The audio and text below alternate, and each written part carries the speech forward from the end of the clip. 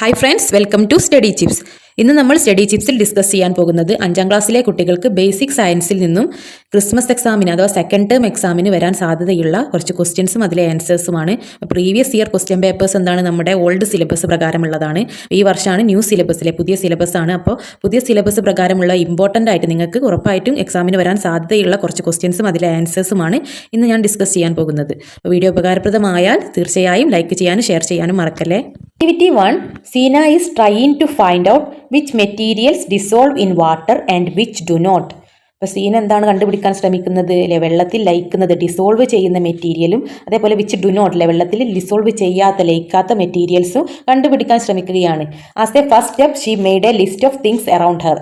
First step എന്നതാണ് ഒരു list അവരുടെ ചുറ്റുള്ളത് കൊണ്ട് ഉണ്ടാക്കി.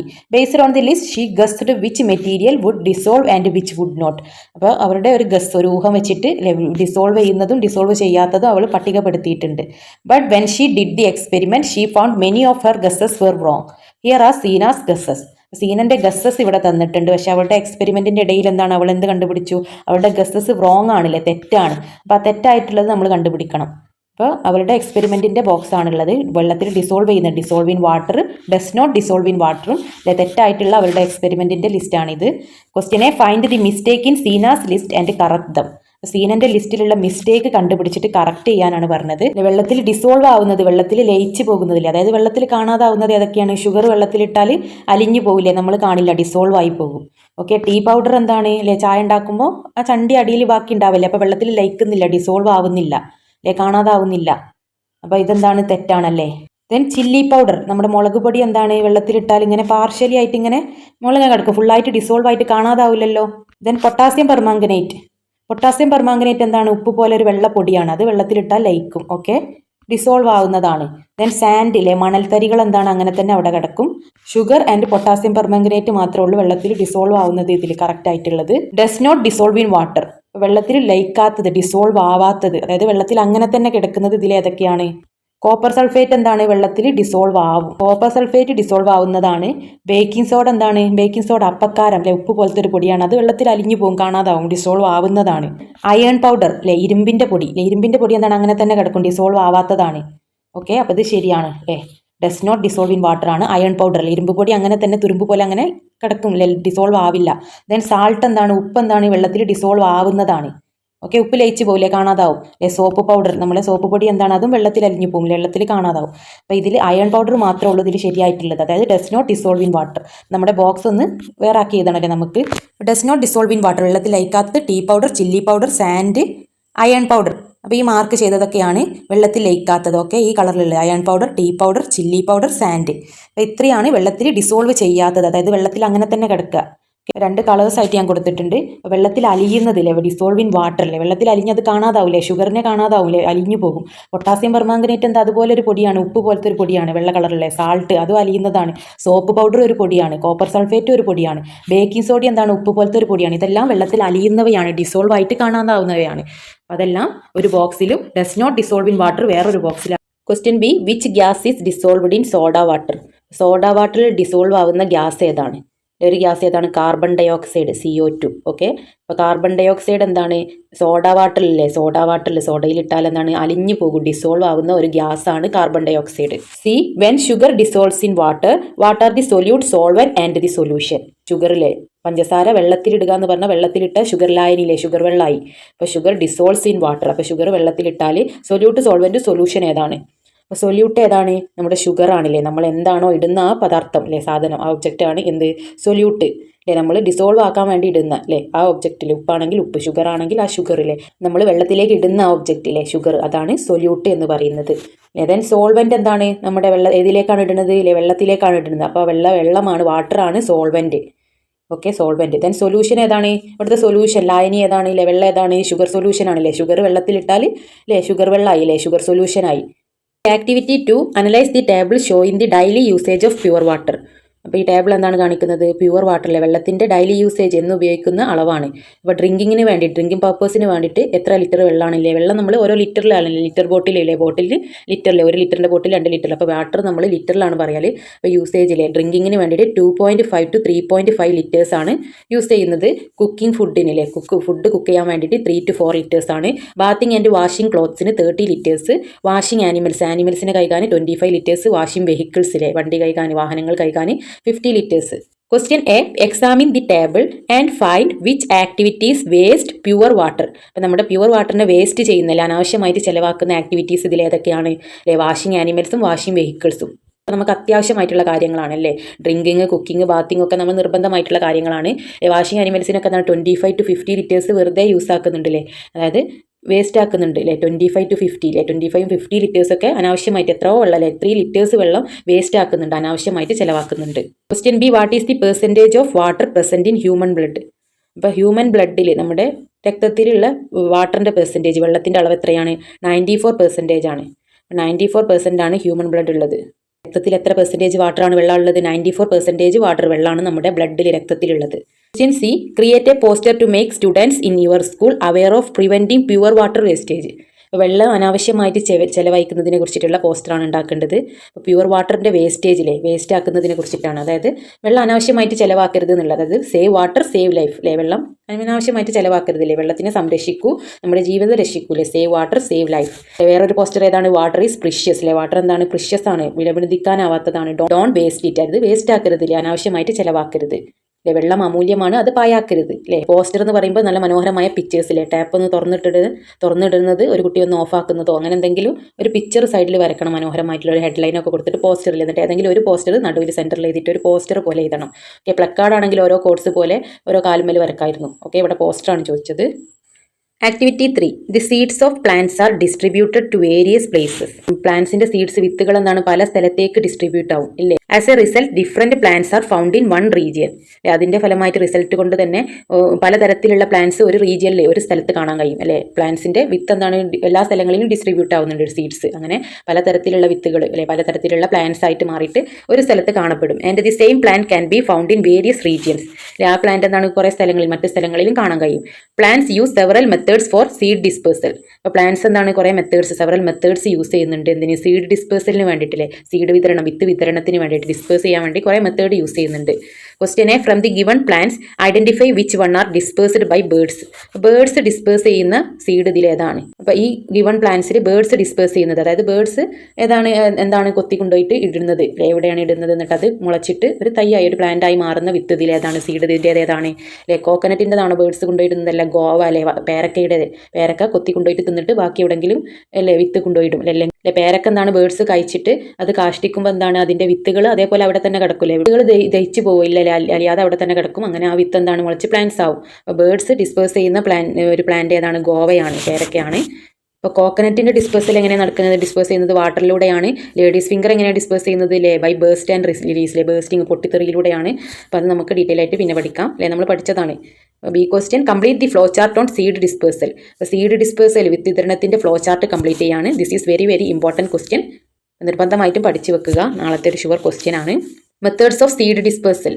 അപ്പോൾ സീഡ് ഡിസ്പേഴ്സലിൻ്റെ മെത്തേഡ്സ് ഏതൊക്കെ മെത്തേഡുള്ളത്? വിൻഡിലെ, കാറ്റിലൂടെ സീഡ് ഡിസ്പേഴ്സ് ചെയ്യുക. അതായത് വിത്തുകൾ എങ്ങനെയാണ് പല സ്ഥലങ്ങളിൽ ഡിസ്പേഴ്സ് ആയിട്ട് എത്തുന്നത് അല്ലേ. കാറ്റിലൂടെ ഡിസ്പേഴ്സ് ആവുന്നുണ്ട്, നമ്മുടെ മനുഷ്യന്മാർ ഹ്യൂമൻ ബീൻസിലൂടെ ഡിസ്പേഴ്സ് ആവും, നമ്മൾ കുഴിച്ചിടുന്നുണ്ട് അല്ലേ. അതുപോലെ വെള്ളത്തിലൂടെ ഡിസ്പേഴ്സ് ആവുന്നുണ്ട്, ബൈ ബേസ്റ്റ് ആൻഡ് റിലീസ് അല്ലേ, പൊട്ടിത്തെറിയിലൂടെ റിലീസ് ആവുന്നുണ്ട്. വിൻഡ്, കാറ്റിലൂടെ ഡിസ്പേഴ്സ് ആവുന്ന സീഡ്സ് ഏതൊക്കെയാണ്?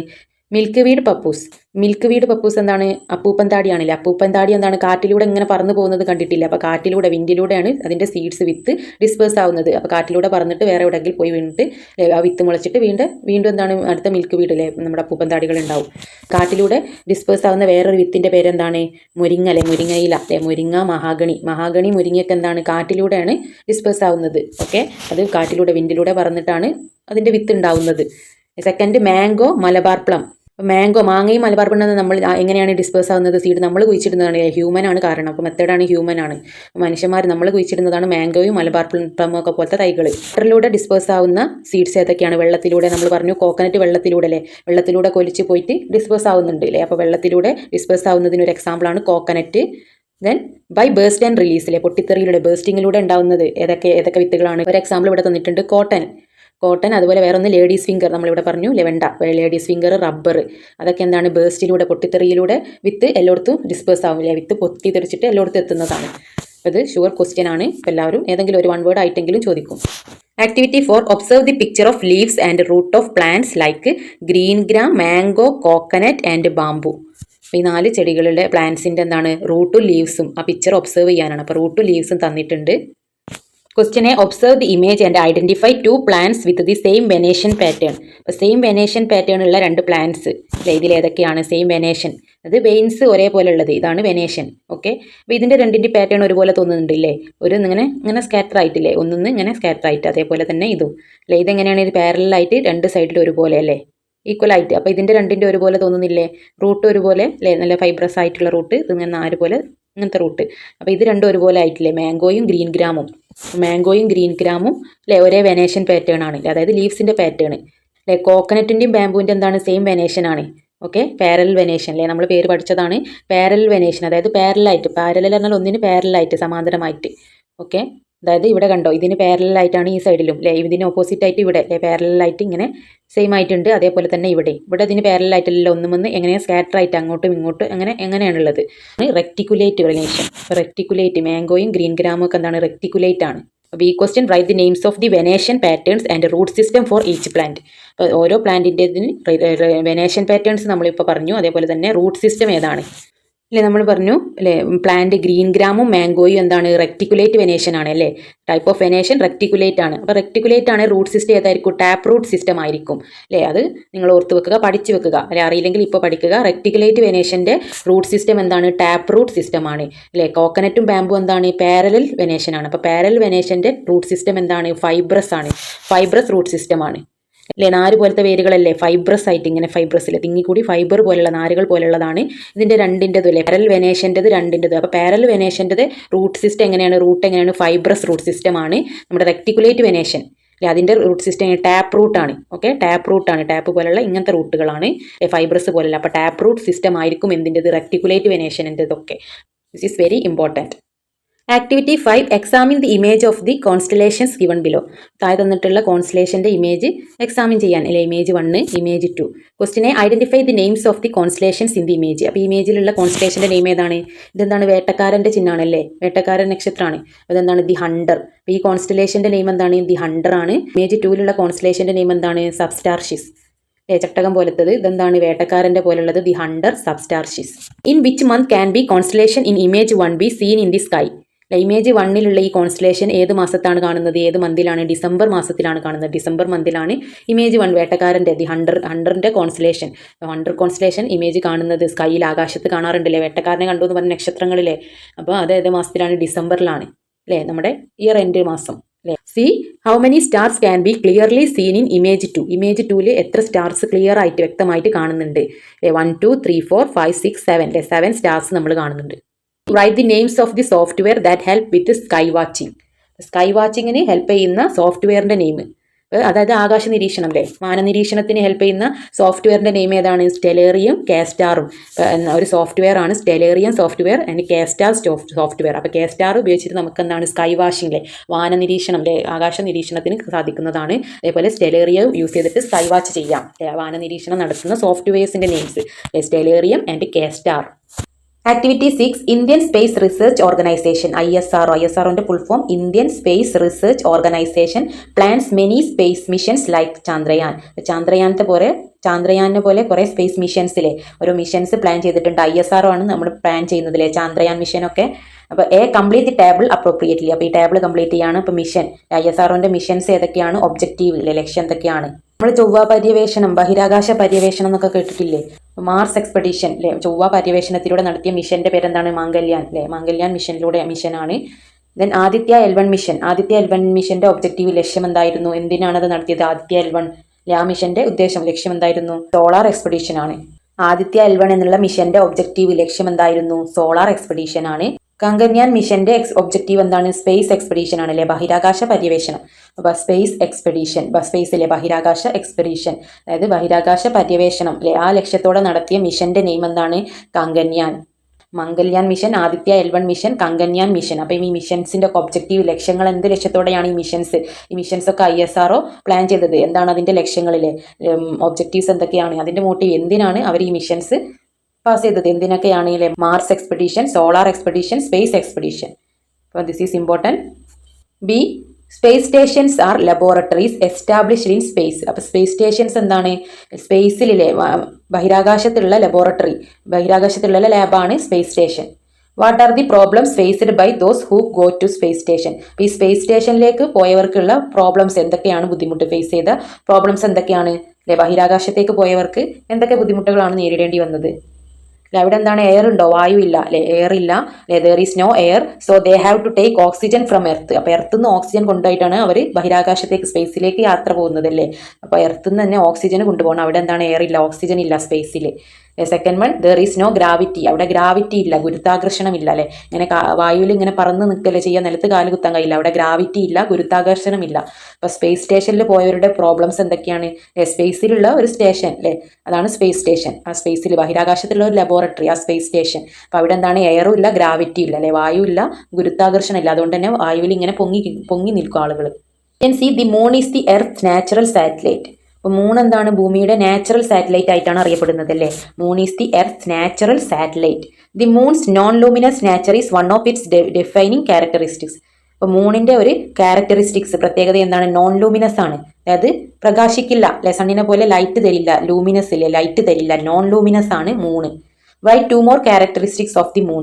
മൂണിന്റെ 2 ക്യാരക്ടറിസ്റ്റിക്സ് ആണ് ഇതാ പറഞ്ഞത്. പ്രത്യേകതകൾ, സവിശേഷതകൾ. മൂണിന്റെ പ്രത്യേകതകൾ എന്താണ്? ഒന്ന് ഇവിടെ തന്നിട്ടുണ്ട്, നോൺ ലൂമിനസ് ആണ്. ഇത് തരാതെ ചോദിച്ചാൽ ഒന്ന് നിങ്ങൾക്ക് നോൺ ലൂമിനസ് എഴുതാം അല്ലെ, പ്രകാശം തരുന്നില്ല അല്ലെ, നോൺ ലൂമിനസ് ആണ്, ലൈറ്റ് ഇല്ലാത്തതാണ് മൂൺ എന്ന് പറയുന്നത്. Then spherical in shape. അതിന്റെ ഷേപ്പ് എന്താണ്? സ്ഫെറിക്കൽ ഷേപ്പ് ആണ്. അപ്പോൾ സ്ഫെറിക്കൽ ഷേപ്പ് ആണ് മൂണിന്റെ shape. Seven, it is quarter of size of earth. എർത്തിന്റെ ഒരു ക്വാർട്ടർ ഭാഗമേ ഉള്ളൂ നമ്മുടെ മൂണിന്റെ സൈസ്. നമ്മുടെ എർത്ത് ഇതാണ്, അതിനെ 4 ഭാഗമാക്കിയാൽ അതിന്റെ ഒരു ഭാഗമാണ് നമ്മുടെ മൂണിന്റെ സൈസ് എന്ന് പറയുന്നത്. അപ്പോൾ ഇത്രയേ ഉള്ളൂ മൂണിന്റെ സൈസ് എന്ന് പറയുന്നത്. നമ്മുടെ എർത്തിന്റെ 4-1 ഭാഗമാണ്. അതെന്താണ്? സ്ഫെറിക്കൽ ഷേപ്പ് ആണ്. അതേപോലെ തന്നെ നോൺ ലൂമിനസ് ആണ്, ലൈറ്റ് ഇല്ലാത്തതാണ്. Non luminous, non light, non luminous ആണ്. Activity 7, complete the missing parts in the following table. അപ്പോൾ ടേബിളിലെ മിസ്സിംഗ് പാർട്സ് കംപ്ലീറ്റ് ചെയ്യണം. ആർട്ടിഫിഷ്യൽ സാറ്റലൈറ്റ്, സാറ്റലൈറ്റിന്റെ നെയിം ഇവിടെ, മേജർ യൂസ്, ആ സാറ്റലൈറ്റിന്റെ യൂസ് ഇവിടെയും കംപ്ലീറ്റ് ചെയ്യണം. അപ്പോൾ ഇൻസാറ്റ് സാറ്റലൈറ്റിലെ ഈ സാറ്റലൈറ്റ്, ഇൻസാറ്റ് എന്ന് പറഞ്ഞ സാറ്റലൈറ്റിന്റെ യൂസ് എന്താണ്? ഇൻസാറ്റ് എന്തിനാണ്? സാറ്റലൈറ്റ് കമ്മ്യൂണിക്കേഷന് വേണ്ടിയിട്ടാണ്. അപ്പോൾ ഈ സാറ്റലൈറ്റ്, ഇൻസാറ്റ് എന്ന് പറഞ്ഞ സാറ്റലൈറ്റ് കമ്മ്യൂണിക്കേഷന് വേണ്ടിയിട്ട്, സാറ്റലൈറ്റ് കമ്മ്യൂണിക്കേഷന് വേണ്ടിയിട്ടാണ് യൂസ് ചെയ്യുന്നത്. ആസ്ട്രോണമിക്കൽ സ്റ്റഡിയിലെ, ആസ്ട്രോണമിക്കൽ ആയിട്ടുള്ള പഠനങ്ങൾക്ക് ഉപയോഗിക്കുന്ന സാറ്റലൈറ്റിന്റെ നെയിം ഏതാണ്? ആസ്ട്രോസാറ്റ് അല്ലെ, ആസ്ട്രോണമിക്കൽ സ്റ്റഡിക്ക് യൂസ് ചെയ്യുന്ന സാറ്റലൈറ്റ് ആസ്ട്രോസാറ്റ്. അപ്പൊ സാറ്റ് എന്നുള്ളത് സാറ്റലൈറ്റ്, ഓക്കെ, സാറ്റലൈറ്റ് കമ്മ്യൂണിക്കേഷൻ ആണ്. ദെൻ ആസ്ട്രോണമിക്കൽ സ്റ്റഡി എന്തിനാണ്? ആസ്ട്രോസാറ്റ്. അപ്പൊ അതും. ദെൻ ജിസാറ്റ് 7 എന്താണ്? ഡിഫൻസിന് വേണ്ടിയിട്ടാണ് യൂസ് ചെയ്യുന്നത്. വേറെയും കുറെ സാറ്റലൈറ്റിന്റെ നെയിമും യൂസും ഉണ്ട്. അപ്പോൾ ഈ പേപ്പറിൽ ഇത് ചോദിച്ചു, ദിസ് ഈസ് വെരി ഇമ്പോർട്ടൻറ്റ്. അതുപോലെ വേറെ സാറ്റലൈറ്റും അതിന്റെ യൂസ് നിങ്ങൾ പഠിച്ചു വെക്കണം. വേറെ ഏതൊക്കെ സാറ്റലൈറ്റ് ഉള്ളത്? ഞാനിവിടെ ഒരു ബോക്സ് കൊടുക്കാം അല്ലെ. എഡ്യൂസാറ്റ് എന്തിനുള്ളതാണ്? എഡ്യൂക്കേഷൻ അല്ലെ, എഡ്യൂസാറ്റ് എന്തിനുള്ളതാണ്? യൂസ് എന്താണ്? എഡ്യൂക്കേഷനിലുള്ളതാണ്. IRNSS എന്തിനാണ്? നാവിഗേഷൻ ആണ് അതിന്റെ യൂസ്. ദെൻ കാർട്ടോസാറ്റിന്റെ ജോഗ്രഫിക്കൽ ഒബ്സർവേഷൻ ആണ് അതിന്റെ യൂസ്. ജോഗ്രഫിക്കൽ ഒബ്സർവേഷന് വേണ്ടി യൂസ് ചെയ്യുന്ന സാറ്റലൈറ്റിന്റെ നെയിം കാർട്ടോസാറ്റ്. ആസ്ട്രോസാറ്റിന്റെ യൂസ് ഏതൊക്കെയായിരുന്നു? Astronomy and astrophysics research. GSAT EMISAT എന്ന ഡിഫൻസിന് വേണ്ടിയിട്ടുള്ളതാണ്. അപ്പോൾ ഓരോ സാറ്റലൈറ്റും അതിന്റെ പർപ്പസ് അല്ലെ, പ്രൈമറി പർപ്പസ്, അതായത് മേജർ യൂസും നിങ്ങൾ പഠിച്ചു വെക്കണം. ഓരോന്ന് ഏതാണെന്ന് ചോദിക്കാമെന്ന് അറിയില്ല. Question B, write the name of the Indian system similar to GPS. GPS-നോട് സിമിലർ ആയിട്ടുള്ള ഇന്ത്യൻ സിസ്റ്റത്തിന്റെ നെയിം എന്താണ്? IRNSS, Indian regional navigation satellite system. Indian regional navigation satellite സിസ്റ്റമാണ് GPS-നോട് സിമിലർ ആയിട്ട് സാമ്യതയുള്ള ഇന്ത്യൻ സിസ്റ്റത്തിന്റെ പേര്.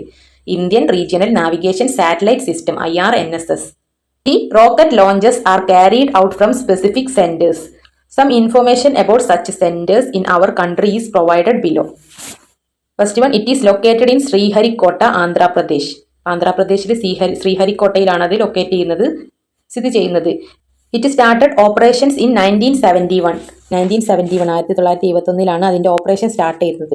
What is the name of this rocket launch centre? അപ്പോൾ ഈ റോക്കറ്റ് ലോഞ്ച് സെന്ററിന്റെ പേരെന്താണ്? ശ്രീഹരിക്കോട്ട എന്ന് കേട്ടാൽ തന്നെ നിങ്ങൾ ഏതാണ് ആ സെന്ററിന്റെ പേരെന്താണ്? SDSC, Satish Dhawan space centre ആണ്. ഈ സെന്ററിന്റെ പേരെന്താണ്? Satish Dhawan space centre. Satish Dhawan space centre എവിടെയാണ് ലൊക്കേറ്റ് ചെയ്യുന്നത്? ശ്രീഹരിക്കോട്ടയിലാണ്. അപ്പോൾ ശ്രീഹരിക്കോട്ടയിൽ ലൊക്കേറ്റ് ചെയ്യുന്ന ഒരു സെന്ററിന്റെ നെയിം ചോദിച്ചാൽ Satish Dhawan space centre, SDSC ഓർത്തു വെക്കണം. In the image provided here. Question A, write what A and B represent in the image. അപ്പോൾ എയും ബി എന്തിനാണ് റെപ്രസെന്റ് ചെയ്യുന്നത്? എ എന്താണ്? റാഡിക്കിൾ ആണ്. ബി എന്താണ്? കോട്ടിലിഡൻ ആണ്. അപ്പോൾ A radical, this B cotyledon, C എന്താണ്? പ്ലമ്യൂൾ ആണ്. B, what is the change occurring in each part. ഓരോ പാർട്ടിലും എന്ത് ചേഞ്ച് ആണ് നടക്കുന്നത്, ഒക്കർ ചെയ്യുന്നത് അല്ലേ? ബി, എ പാർട്ടിൽ അതായത് റാഡിക്കലിന് എന്ത് ചേഞ്ച് ആണ് സംഭവിക്കുന്നത്, നമ്മുടെ കോട്ടിലിഡന് എന്ത് ചേഞ്ച് ആണ് സംഭവിക്കുന്നത്, ഓരോ പാർട്ടിന് സംഭവിക്കുന്ന ചേഞ്ച് എന്തൊക്കെയാണ്? റാഡിക്കൽ എന്താണ് ചേഞ്ച് സംഭവിക്കുന്നത്? Radical changes to root. Radical എന്താണ്? റൂട്ടായിട്ട്, വേരായിട്ടാണ് മാറുന്നത്. നമ്മുടെ സീഡ് എന്താവും? റാഡിക്കൽ ആവും അല്ലെ? ഈ റാഡിക്കലാണ് പിന്നീട് എന്താവുന്നത്? റൂട്ട്, വേരായി മാറുന്നത്. ഈ വേരായി മാറുന്നത് റാഡിക്കൽ ആണ്. ഈ കോട്ടിലിഡലിന് സംഭവിക്കുന്ന ചേഞ്ച് എന്താണ്? ഈ കോട്ടിലിഡലിലാണ് പിന്നീട് ഫുഡ് സ്റ്റോർ ചെയ്ത് വെക്കുന്നത്. കോട്ടിലിഡലിലാണ് അല്ലെ? പ്ലാന്റ്സിന് വേണ്ട ഫുഡ് ഉണ്ടാവില്ലേ, അത് ഈ സ്റ്റോർ ചെയ്ത് വെക്കുന്നത്, സൂക്ഷിച്ചു വെക്കുന്നത് കോട്ടിലിഡലിലാണ്. Cotyledon. Growing plant consumes the food stored in the cotyledon. കോട്ടിലിഡനിൽ സ്റ്റോർ ചെയ്ത ഈ ഫുഡാണ് ഗ്രോയിങ് പ്ലാന്റ്സ് കൺസ്യൂം ചെയ്യുന്നത് അല്ലെ? ഭക്ഷിക്കുന്നത്. Until photosynthesis fully functional. Photosynthesis നടക്കുന്നത് വരെ, അത് ഫങ്ഷണലായി നടക്കുന്നത് വരെ എവിടെ നിന്നിട്ടുള്ള ഫുഡാണ് പ്ലാന്റ്സ് എടുക്കുന്നത് അല്ലേ? നമ്മുടെ കോട്ടിലിഡനിലുള്ള ഫുഡാണ്. മ്യൂള് എന്തായിട്ട് ചേഞ്ച് ആവും? നമ്മുടെ സ്റ്റെം ആയിട്ടാണ് പിന്നെ മാറുന്നത്, ചേഞ്ച് ആവുന്നത്. അപ്പോൾ നമ്മളെ റാഡിക്കൽ റൂട്ടായിട്ട് മാറും. നമ്മുടെ കോട്ടിലിഡൻ എന്താവും? ഫുഡ് സ്റ്റോർ ചെയ്യാനുള്ള സ്പേസ് ആയിട്ട് മാറും. ദെൻ പ്ലിമ്യൂള് നമ്മുടെ സ്റ്റെം ആയിട്ടില്ലേ, ഈ തണ്ട് സ്റ്റെം ആയിട്ട് മാറും. C, classify the following plants based on the planting materials used. അത് പ്ലാന്റ് ചെയ്യാൻ വേണ്ടി ഏത് മെറ്റീരിയലാണ് യൂസ് ചെയ്യുന്നത് എന്നുള്ളതിൻ്റെ ബേസിലാണ് ഇതിനെ ക്ലാസിഫൈ ചെയ്യേണ്ടത്. അതായത് പ്ലാന്റ് ചെയ്യാൻ അതിൻ്റെ റൂട്ടാണോ അല്ല അതിൻ്റെ സ്റ്റെമ്മാണോ യൂസ് ചെയ്തത്, അല്ല അതിൻ്റെ ലീഫ് കുഴിച്ചിട്ടാണോ ആ പ്ലാന്റ് ഉണ്ടായത്, എങ്ങനെയാണ് അതിൻ്റെ ബേസ് എന്തിനാണ് എന്നുള്ള തരത്തിൽ നമുക്കൊന്ന് ക്ലാസിഫൈ ചെയ്യാം. ഇപ്പോൾ സീഡ്, നമ്മുടെ വിത്ത് കുഴിച്ചിട്ടുണ്ടായ പ്ലാന്റുകൾ ഇതിൽ ഏതൊക്കെയാണ്? അതായത് വിത്ത് നട്ടിട്ടുണ്ടാവുന്നതില്ലേ, നമ്മൾ പയറിൻ്റെ ഒക്കെ വിത്തിട്ടാലാണ് പയർ ചെടിയായി മാറുന്നത് അല്ലേ? പീ, പാഡി അല്ലേ? പാഡിയും പീയും ഒക്കെ, പയറും പാഡിയൊക്കെ എന്താണ്? സീഡ് അല്ലേ? വിത്തിട്ടിട്ടുണ്ടാവുന്ന ചെടികളാണ്, പ്ലാന്റ്സ് ആണ്. ദെൻ റൂട്ട് അല്ലേ? വേര് കുഴിച്ചിട്ടിട്ടുണ്ടാവുന്ന ചെടികൾ ഏതൊക്കെയാണ്? റെഡ് ഫ്രൂട്ടും കറി ലീവ്സും അല്ലേ? കറിവേപ്പില എന്താണ്? അതിൻ്റെ റൂട്ട്, വേരോടുള്ള ഒരു തൈ കുഴിച്ചിട്ടാലാണ് കറി ലീവ്സ് ഉണ്ടാവുന്നത്. അപ്പോൾ വേര് കുഴിച്ചിട്ടുണ്ടാവുന്ന, റൂട്ട് കുഴിച്ചിട്ടിട്ടുണ്ടാവുന്ന ചെടികൾ ഏതൊക്കെയാണ്? ബ്രെഡ് ഫ്രൂട്ടും കറി ലീവ്സും ആണ്. ബ്രെഡ് ഫ്രൂട്ട് ഒരു കടച്ചക്ക, അങ്ങനത്തെ എന്തോ ഒരു പ്ലാന്റ് ആണ്, കടച്ചക്ക പോലത്തെ. അപ്പോൾ അത് റൂട്ടോടെ കുഴിച്ചിടണം അല്ലേ? കറി ലീവ്സ്, കറിവേപ്പില. ദെൻ സ്റ്റെമ്മ് അല്ലേ? തണ്ട് കുഴിച്ചിടൽ ഏതാണ്? ജാസ്മിൻ അല്ലേ? മുല്ലൻ്റെ ഒക്കെ തണ്ടാണ് നമ്മൾ കുഴിച്ചിടൽ. അതിൻ്റെ സ്റ്റെമ്മ് അല്ലേ? തണ്ട് വെട്ടിയിട്ട് സ്റ്റെമ്മ് വെട്ടിയിട്ട് കുഴിച്ചിട്ടാൽ അതെന്താണ്? ജാസ്മിൻ പ്ലാന്റ് ഉണ്ടാവും. അപ്പോൾ സ്റ്റെമ്മ് കുഴിച്ചിട്ടിട്ട് പ്ലാന്റ് ചെയ്യുന്ന പ്ലാന്റ്സ് ഏതൊക്കെയാണ്? ടാപ്പിയോക്ക, ജാസ്മിൻ, നിലപ്പന. അപ്പോൾ നിലപ്പനയുടെയും ജാസ്മിൻ, മുല്ലയുടെയും ടാപ്പിയോക്കൻ്റെ ഒക്കെ എന്താണ്? സ്റ്റെമ്മാണ് നമ്മൾ പ്ലാന്റ് ചെയ്യാറ്, കുഴിച്ചിടാറ്. ദെൻ ലീഫ് പ്ലാന്റ് ചെയ്യുന്നത് ഏതാണ്? ലീഫ് പ്ലാന്റ് ചെയ്യുന്ന പ്ലാന്റ് ബ്രയോഫില്ലം അല്ലെ? മിറാക്കിൾ ലീവ്സിൻ്റെ പ്ലാന്റ്. അപ്പോൾ മിറാക്കിൾ ലീവ്സ് ഇല്ലേ? അപ്പോൾ മിറാക്കിൾ ലീവ്സ് പ്ലാന്റ് അതിൻ്റെ ലീഫാണ്, അതിൻ്റെ ഇല കുഴിച്ചിട്ടിട്ടാണ് ആ മിറാക്കിൾ ഫ്രൂട്ട് ഉണ്ടാകുന്നത്, മിറാക്കിളിൻ്റെ പ്ലാന്റ് ഉണ്ടാകുന്നത്, ചെടി ഉണ്ടാകുന്നത്. ബ്രയോഫില്ലം എന്നാണ് അതിൻ്റെ scientific name, bryophyllum miracle leaves plant. Leaves കുഴിച്ചിട്ടിട്ടുണ്ടാവുന്നത്, പ്ലാന്റ് ചെയ്തിട്ടാണ് ഉണ്ടാവുന്നത്. പ്ലാന്റിൻ്റെ ഏത് പാർട്ടാണ്, ഏത് മെറ്റീരിയലാണ് യൂസ് ചെയ്യുന്നത്? സ്റ്റെമ്മാണോ, റൂട്ടാണോ, ലീഫാണോ, അത് ഏത് ഭാഗം കുഴിച്ചിട്ടിട്ടാണ് ആ പ്ലാന്റ് ഉണ്ടാവുന്നത് എന്നുള്ളതിൻ്റെ അടിസ്ഥാനത്തിൽ നമുക്കിതിനെ ക്ലാസിഫൈ ചെയ്യാം. ഓരോ ക്വസ്റ്റ്യൻസും വളരെ വളരെ ഇമ്പോർട്ടൻ്റ് ആയിട്ടുള്ള ക്വസ്റ്റ്യൻസ് ആണ്. അപ്പോൾ നിങ്ങളിത് പഠിച്ചാൽ നിങ്ങൾക്ക് ഷുവറായിട്ടും എക്സാം വളരെ എളുപ്പമായിരിക്കും. അപ്പോൾ നിങ്ങൾക്ക് ഈ വീഡിയോ ഉപകാരപ്പെട്ടെങ്കിൽ നിങ്ങളുടെ ഫ്രണ്ട്സിലേക്ക് ഷെയർ ചെയ്യാനും ലൈക്ക് ചെയ്യാനും മറക്കല്ലേ. Thank you for watching and all the best for your examination.